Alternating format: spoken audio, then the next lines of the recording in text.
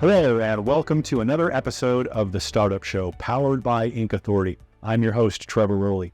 Hey, today we're going to talk about a fascinating subject. We're going to talk about the process of actually registering your LLC with a state.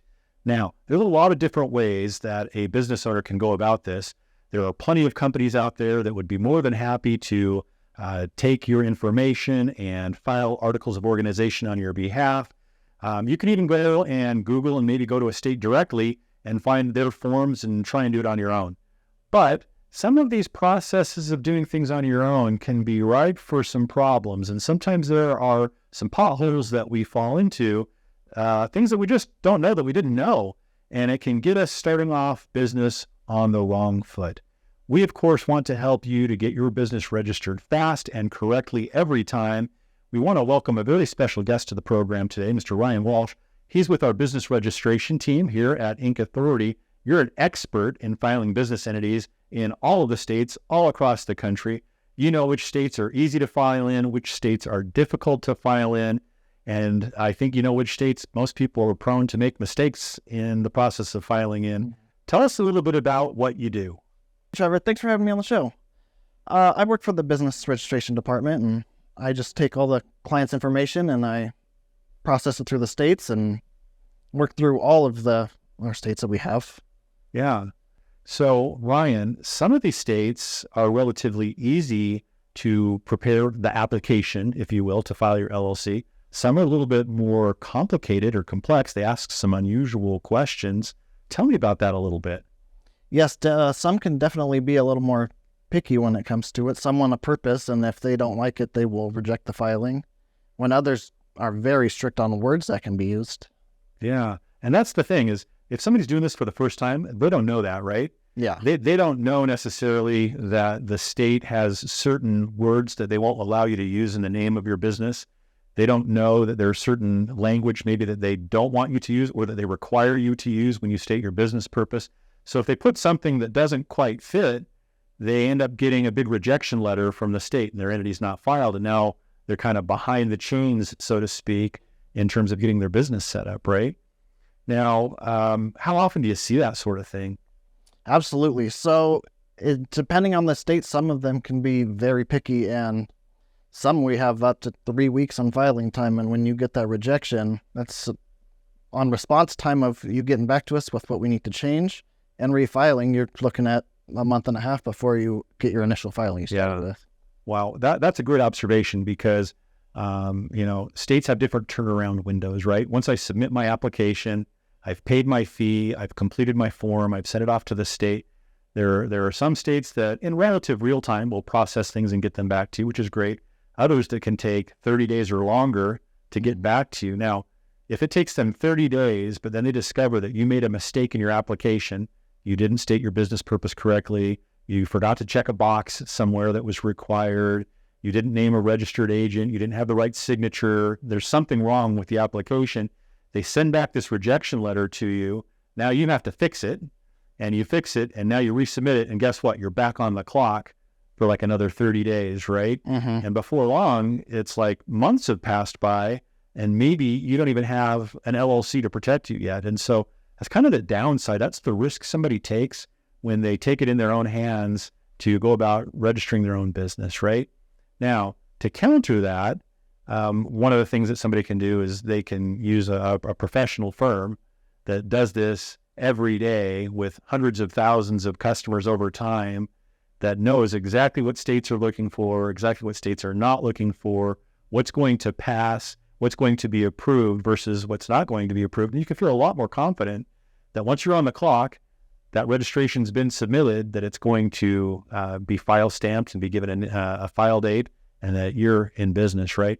And that's one of the advantages of using a company like Inc. Authority is we've got people like you that this is all you do every day, and you've processed thousands and thousands of new LLCs and new corporations with all 50 states, plus the District of Columbia and other jurisdictions. You processed them all, and you're very, very familiar with it.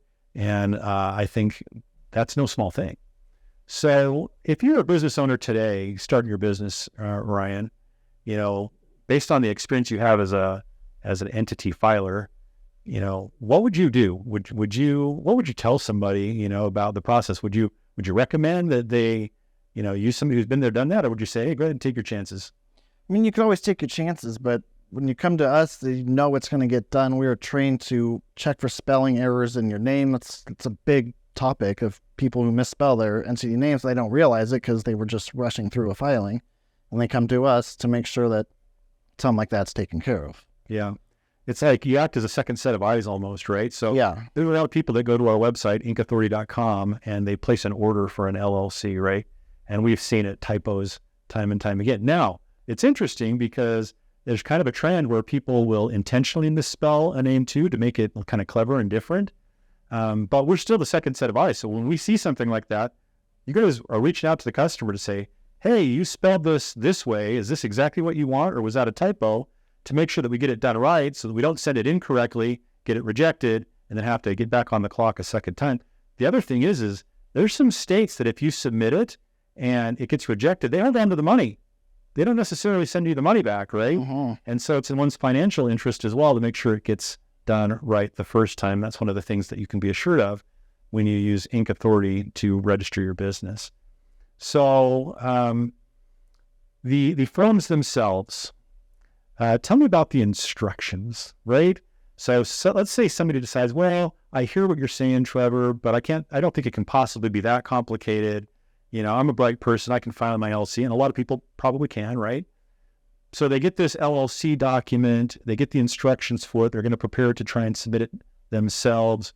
But to me, oftentimes it looks like, I don't know, the instructions to build your own furniture that was written in some other country, sometimes to decipher what it is exactly that they're looking at. I mean, have you come across this? Do you find the instructions originally that you get from the state to be clear, concise, and easy to follow?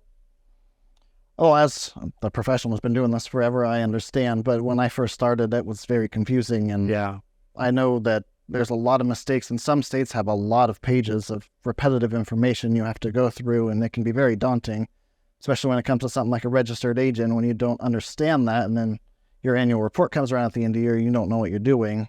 That's where we can step in and make sure that this is taken care of every year. Yeah.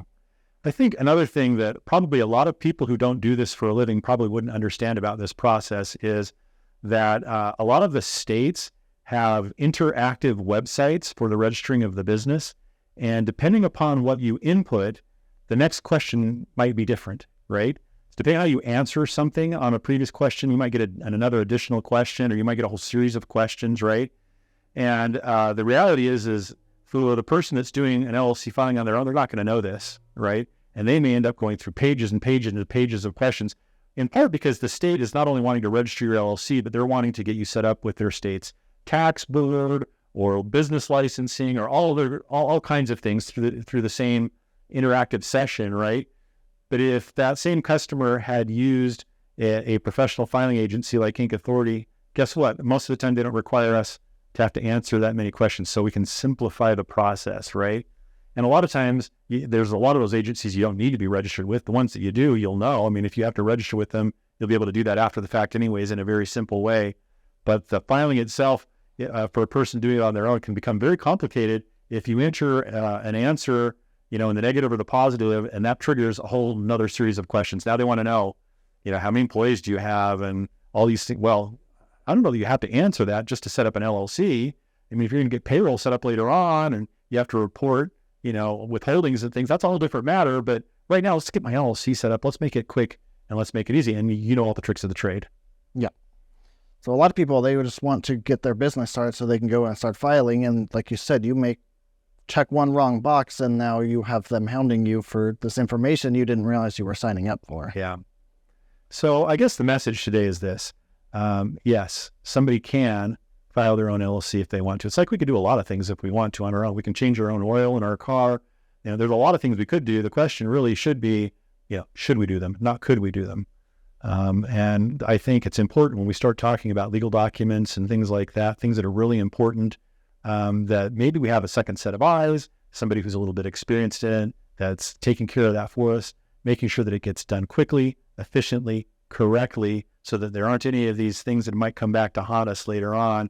And it's absolutely worth it, especially since Inc. Authority is home of the free LLC. I mean, literally people can go on the website and they can place an order for their LLC, pay state fees only, and not pay us a nickel, and we'll still have you, a professional, have that be that second set of eyes, prepare all the documentation and send it on to the state along with their fee so they can get their LLC registered. It's like, there's no risk. Why wouldn't you have somebody do it when it can be done for free at Inc. Authority, home of the free LLC? Well, thank you for joining us today, Ryan.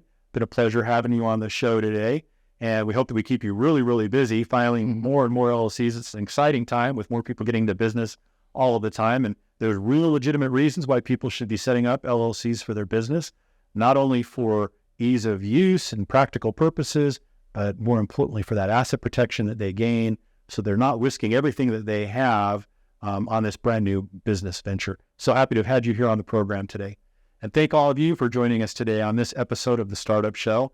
As always, I'm your host, Trevor Rowley, and this is always brought to you by Inc. Authority. Hey, now's a good time to go ahead and hit the like button.